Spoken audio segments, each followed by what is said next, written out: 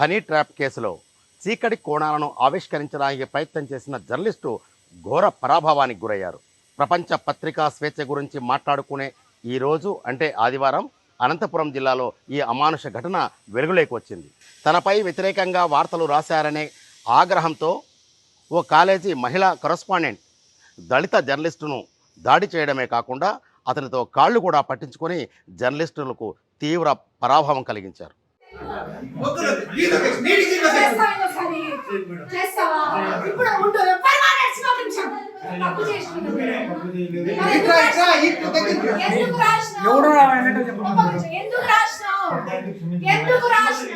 నమస్తే, నేను మీ ఎస్ఎస్వి భాస్కర్ రావు. మీరు చూస్తున్నది ది ఫెడరల్ ఆంధ్రప్రదేశ్.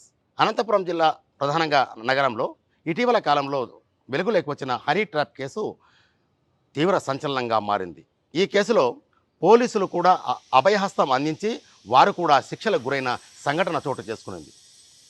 ఈ వ్యవహారంలో పోలీస్ శాఖ ప్రతిష్టకు కూడా మసకబారే విధంగా అధికారులు వ్యవహరించారనే విషయాన్ని ఉన్నత స్థాయి పోలీసు అధికారులు స్పందించి ఒక 5గురిని సర్వీస్ నుంచి డిస్మిస్ చేయడంతో పాటు మరో 5గురు పోలీసులను కూడా సస్పెండ్ చేశారు. అసలు ఈ కేసు పూర్వపరాల్లోకి వెళ్తే అనంతపురం నగరంలో రంగమ్మ అనే మహిళ కొంతమంది మహిళలను చేరదీసి వల విసరడం ద్వారా ధనవంతుల్ని, ఉద్యోగుల్ని, ఇంకా ఇతరత్ర కాస్త ఆర్థికంగా స్థిరత్వం సాధించిన వ్యక్తులకు ట్రాప్లో వేస్తున్నారు. వారిని రంగంలోకి దించి న్యూడ్ ఫొటోసు, న్యూడ్ వీడియోలు తీయడం ద్వారా వారిని బ్లాక్మెయిల్ చేసి డబ్బులు గుంజడం ప్రారంభించారు. ఈ రకంగా సుమారు 20 మంది బాధితులు అనంతపురం పరిసర ప్రాంతాల్లోనే ఉన్నట్టు పోలీసులు గుర్తించారు. ఇవన్నీ కొంతమంది పోలీసు అధికారులకు తెలిసిన చూసి చూడనట్లు వ్యవహరించడం ద్వారా వారికి పరోక్షంగా సహకారం అందించారనేది వీడియో, ఆడియోల రూపంలో బయటికి వచ్చింది. దీంతో అనంతపురం జిల్లా ఎస్పీ జగదీష్ కూడా సీరియస్గా స్పందించారు. అంటే ఒక బాధితురాలు వెలుగులోకి తీసుకొచ్చిన వీడియో, ఆడియో కాల్ ద్వారా దర్యాప్తు చేసి ఇందులో 2 సిఐల పాత్ర కూడా ప్రత్యక్షంగా ఉందని నిర్ధారించారు. దీంతో ఒక సిఐ, మరో హెడ్ కానిస్టేబుల్, మరో 2 కానిస్టేబుళ్లను సర్వీస్ నుంచి డిస్మిస్ చేసిన సంఘటన రాష్ట్ర వ్యాప్తంగా సంచలనం రేకెత్తించింది. అదే పరిస్థితిలో అనంతపురం రూరల్ ప్రాంతానికి చెందిన పోలీసు సిబ్బందిని కూడా 5గురిని సస్పెండ్ చేశారు. ఇది ఈ కేసు. దీంట్లో అనేక చీకటి కోణాలు వెలుగులోకి వస్తున్నాయనే విషయం చర్చోపచర్చలు జరుగుతున్నాయి. దీనికి సంబంధించి 2 రోజుల కిందట మనం పత్రిక రిపోర్టర్ లక్ష్మీనారాయణ ఓ కథనం రాశారు. హనీ ట్రాప్లో కీలక నిందితురాలుగా వ్యవహరిస్తున్న మహిళకు ఈ కాలేజీ కరస్పాండెంట్గా ఉన్న మనీషా నాయర్ అనే మహిళ సెల్ ఫోన్ నెంబర్లు ఇస్తున్నారు. ఆమెతో ఉన్న ఫోటోలను కూడా ఆయన ప్రచురించడం జరిగింది. ఈ కథనంతో ఆగ్రహించిన ఆ మహిళ ఏం చూసిందో వీడియోలో చూడండి.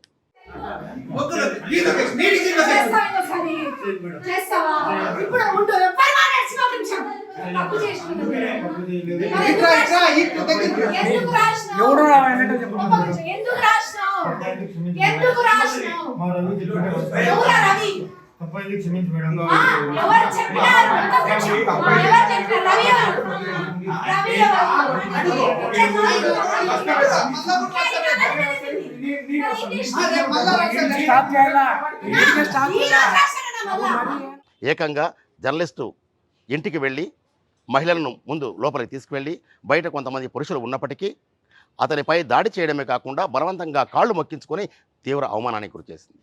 ఈ సంఘటన పైన దళిత సంఘాలు, జర్నలిస్టు సంఘాలు కూడా తీవ్ర నిరసన వ్యక్తం చేస్తున్నాయి. ఒకవేళ అతను రాసింది తప్పుడు కథనము అయితే న్యాయపరంగా, చట్టపరంగా చర్యలు తీసుకోవాల్సింది పోయి దాడులకు పాల్పడడం ఏంటని జర్నలిస్టు సంఘాలు అనంతపురం నగరంలో ధర్నాకు దిగాయి.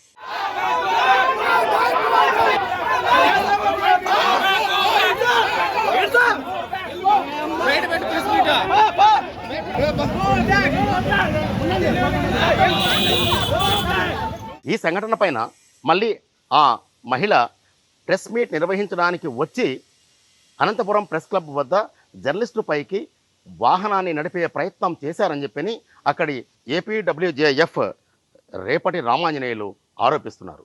మనీషా అనే ఒక మహిళ మనం రిపోర్టరు లక్ష్మీనారాయణ మీద దాడి చేయడం జరిగింది. అంటే అతను ఆ విద్యా సంస్థ మీద ఆమె మీద వ్యక్తిగతంగా వార్తలు కంటిన్యూగా రాస్తున్నాడు అని చెప్పేసి ఆమె ఆ రిపోర్టర్ మీద దాడి చేయడం జరిగింది. అయితే ఆ దాడిలో కూడా ఆ రిపోర్టర్ ఇంటికి వెళ్ళి ఆమె అనుచరులతో దౌర్జన్యంగా ఆమె ఆ రిపోర్టర్ ఇంటికి వెళ్ళి ఆ రిపోర్టర్ ని కుటుంబ సభ్యులు మధ్యనే చిన్న పిల్లోడు ఉన్నా కూడా ఆ పిల్లోని పక్కకు ఈడ్చి రిపోర్టర్ మీద అమానుషంగా దాడి చేసి ఓ దళిత రిపోర్టర్ తో ఆమె కాళ్ళు పట్టించుకోవడం జరిగింది. అయితే మరోసారి భవిష్యత్తులో ఎవరు కూడా ఇలాంటి వార్తలు రాయకూడదనే ఉద్దేశంతోనే ఆమెనే ఆ వీడియో రికార్డ్ చేసి దాన్ని మళ్ళీ సోషల్ మీడియాలోకి ఆమెనే పోస్ట్ చేయడం జరిగింది. ఆ తర్వాత కూడా మళ్ళీ ప్రెస్ క్లబ్ కి వచ్చి ప్రెస్ క్లబ్ లో ఆమె వాహనంతో రిపోర్టర్ల మీద ఎక్కించే ప్రయత్నం కూడా చేసింది. అక్కడ రిపోర్టర్లందరూ కూడా ముక్తఖండంతో ఆమెని గో బ్యాక్ అంటూ నినాదాలు చేస్తూ ఆమెని ప్రెస్ క్లబ్ నుంచి కూడా ఆమెని బయటికి పంపించడం జరిగింది.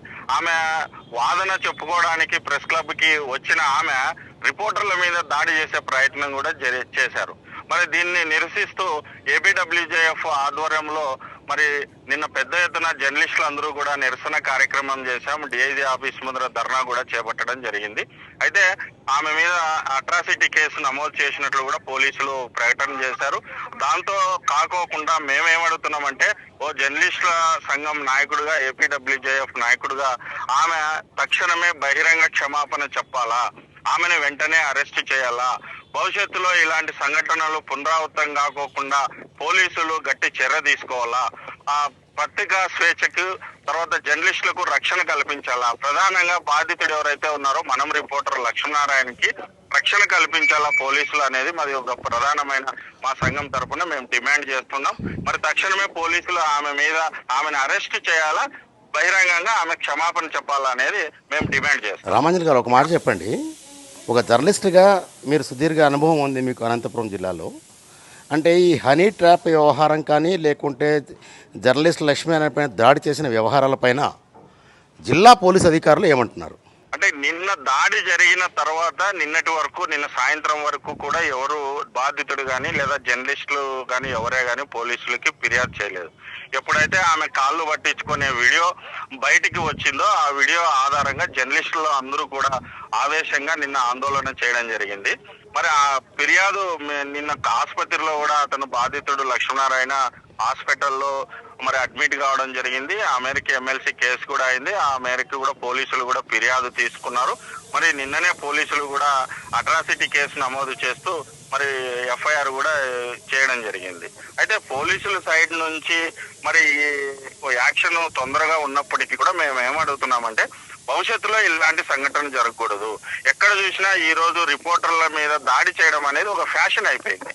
ఒక రిపోర్టర్ల మీద దాడి చేస్తే ఏదో మేము పెద్ద హీరోలు అయిపోతాము అనే విధంగా ఎక్కడ చూసినా దొర దగ్గర నుంచి దొంగ వరకు కూడా చివరకు రిపోర్టర్ ని టార్గెట్ చేసుకొని పత్రికా స్వేచ్ఛని హరించే విధంగా జర్నలిస్టుల మీద ఈ మధ్య కాలంలో దాడులు చేస్తున్నారు. మొన్న చూసాం చిత్తూరు జిల్లాలో మరి ఏబిఎన్ రిపోర్టర్ జగన్మోహన్ రెడ్డిని అత్యంత దారుణంగా మరి చంపడం జరిగింది, బహిరంగంగా పట్టపగులు.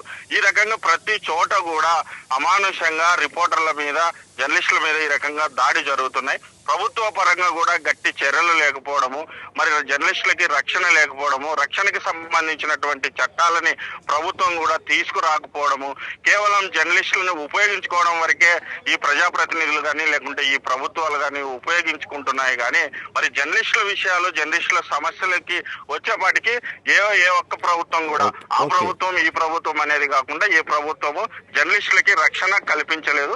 మేము తక్షణమే జర్నలిస్టులకు రక్షణ ఒక చట్టాన్ని తీసుకురావాలనేది మరి ప్రధానమైన APWJF demand. Okay, thank you very much Lakshminarayana గారు, మీరు మాతో జాయిన్ అయినందుకు, మీ అభిప్రాయం చెప్పినందుకు థ్యాంక్ యూ వెరీ మచ్. ఇటీవల కాలంలో రాష్ట్రంలో జర్నలిస్టులపైన దాడులు జరగడం ఎక్కువైపోయింది. కొన్ని రోజుల కిందటే చిత్తూరు జిల్లా వీకోటలో జగన్మోహన్ రెడ్డి అనే జర్నలిస్టుని దారుణంగా హత్య చేస్తే, అనంతపురంలో ఓ దళిత జర్నలిస్టును ఇంతటి ఘోర పరాభవానికి గురి చేసిన వారిని కఠినంగా శిక్షించాలని ఆంధ్రప్రదేశ్ జర్నలిస్ట్ ఫెడరేషన్ రాష్ట్ర ప్రధాన కార్యదర్శి జి ఆంజనేయులు డిమాండ్ చేశారు. ఫోన్ లైన్లోకి అందుబాటులోకి వచ్చిన ఆంజనేయులు మాట్లాడుతూ, అనంతపురం జిల్లాలో జర్నలిస్టుల మీద దాడి చేయడానికి యూనివర్సిటీకి సంబంధించిన విద్యా సంస్థలు నిర్వహించే వాళ్ళు దాడి చేయడము, లేకపోతే ఇంటికి వెళ్ళి బెదిరించి కాళ్ళు పట్టుకునే చాలా చర్య. వాళ్ళు ఇది అది ఒక విద్యా సంస్థ నడిపే వాళ్ళు అంటే అది ఇచ్చిన సిగ్గుచేటు ఇది మరొక అంశం లేదు. ఎందుకంటే ఏదైనా ఒకళ్ళు నిజంగా ఏదైనా ప్రచురితమైనటువంటి వార్తలో ఇచ్చిన వార్తలో తప్పులు ఉంటే ఖండన ఇవ్వచ్చు. ఖండన కాదు అది తీవ్రమైన విషయంగా భావిస్తే కోర్టులో కేసు వేయచ్చు. ఇన్ని మార్గాలు ఉండగా వాటన్నిటినీ కాదని అంటే మీడియాని భయప్రాంతం చేసే ప్రయత్నం ఇది. ఇప్పుడు ఆ రిపోర్టర్ మీద దాడికి అని మేము అనుకోవట్లేదు. ఇది మొత్తంగా మీడియాని భయభ్రాంతం చేయడానికి చేసినటువంటి ప్రయత్నం. మరొక విలేకరి ఎవరు కూడా వాస్తవాలు రాస్తే ఇంతకంటే మేము తీవ్రంగా రియాక్ట్ అవుతాం అని చెప్పేందుకు ఆ విద్యా సంస్థ పాల్పడినటువంటి చర్యగా మేము భావిస్తాం. ఇది ఎంత మాత్రం సరైన చర్య కాదు. దీని మీద ప్రభుత్వం వెంటనే జోక్యం చేసుకొని దానికి బాధ్యులైన ఆ విద్యా సంస్థ మీద చర్యలు తీసుకోవాలని చెప్పేసి మేము కోరుతా ఉన్నాం. అంటే ఈ కరస్పాండెంట్ పైన ఒక నెగిటివ్ ట్రాక్ రికార్డు ఉందనేది మాకున్నే సమాచారం. అట్లనే నిన్న ఇంత ఇన్సిడెంట్ జరిగిన తర్వాత కూడా దట్టు మీకు మీ దృష్టిగా వచ్చే ఉంటుంది, ఆయన ఒక దళితుడు అని చెప్పేసారు. అది అంటే కళానికి కులం ఆపాదించడం కాదు, కానీ ఆ ముసుగులో వీళ్ళను బలహీనులు అనే కోణంలో కూడా వీళ్ళు తెగబడ్డారని భావించవచ్చా? ఇక్కడ ఇక వాళ్ళు దళితులు, ఇప్పుడు జర్నలిస్టులు అంటే దళితుల కంటే ఇంకా హీనమైనటువంటి పరిస్థితుల్లో ఉన్నారు. అందులో ఏం సందేహం లేదు. ఎందుకంటే వాళ్ళ ఆ మొత్తంగా సమాజంలో పేరుకు జర్నలిస్టులు అంటే ఫోర్త్ ఎస్టేట్ చెప్తున్నప్పటికీ ఆచరణలో ఏం చేస్తున్నారు అనేది ప్రతి ఒక్కళ్ళకు తెలుసు. కాబట్టి మనము వాళ్ళు చూడాల్సింది ఆ యాంగిల్లో కాదు, అసలు ఇది మొత్తం మీడియాని టెర్రరైజ్ చేయడం. ఇవాళ మనం అనే ఒక పత్రిక, అది ఒక పత్రికకు సంబంధించిన వార్త వస్తే ఇప్పుడు రేపు పొద్దున ఇంకో పెద్ద పత్రికలో ఒక పెద్ద ఛానల్లో లేకపోతే ఇంకో దానిలో ఇప్పుడు సహజంగా వార్తలు ముందు చిన్న పత్రికల్లో కొన్ని వస్తాయి, ఆ తర్వాత పెద్ద పత్రికల్లో అవి దానికి చాలా ప్రాముఖ్యమైన వార్తలుగా ప్రస్తుతం అవుతాయి. ఇప్పుడు అందులో నిజాలు ఉంటే ఖచ్చితంగా వాళ్ళ అసలు రంగు బయటపడు. కాబట్టి అలాంటి ఇది కూడా ఉన్నది. బహుశా అలాంటిది ఏమైనా విద్యా సంస్థకు సంబంధించిన లోపాలు లొసుగులు ఏదో ఉండుంటాయి. ఆ ఉన్నాయి కాబట్టే వాళ్ళు ఏ లొసుగు లేకపోతే మేము చాలా స్వచ్ఛంగా ఉన్నాం, పద్ధతిగా పనిచేస్తున్నాం అని చెప్పుకునే ప్రయత్నం చేస్తారు తప్పితే ఇలాంటి బెదిరింపు చర్యలకు పాల్పడడం. ఇలా ఈ బెదిరింపు చర్య ఏంటంటే మొత్తం మీడియాని భయభ్రాంతం చేయడానికి చేసినటువంటి ప్రయత్నం అనేది మేము ఆంధ్రప్రదేశ్ వర్కింగ్ జర్నలిస్ట్ ఫెడరేషన్ భావిస్తాం. థ్యాంక్ యూ సార్, మీరు లైన్లోకి వచ్చి మీ అభిప్రాయం చెప్పినందుకు థ్యాంక్ యూ వెరీ మచ్. ఇది అనంతపురం నగరంలో జరిగిన హనీ ట్రాప్ వ్యవహారంలో వార్తా కథనాలను రాసే జర్నలిస్టులకు భయభ్రాంతులకు గురి చేసే విధంగా దళిత జర్నలిస్టుపై దాడికి పూనుకున్న సంఘటన ఓ సాక్ష్యం ఉదాహరణ అని అక్కడి జర్నలిస్టు సంఘాలు తీవ్ర నిరసన వ్యక్తం చేస్తున్నాయి. ఈ మహిళను వెంటనే ఎస్సీ/ఎస్టీ అట్రాసిటీ చట్టం కింద అరెస్ట్ చేసి జర్నలిస్టులకు రక్షణ భద్రత కల్పించాలని అనంతపురం జర్నలిస్టు సంఘం నాయకులు డిమాండ్ చేస్తున్నారు. వీడియో జర్నలిస్ట్ దినేష్ కునికలతో SSV Bhaskar Rao, federal correspondent, Tirupati.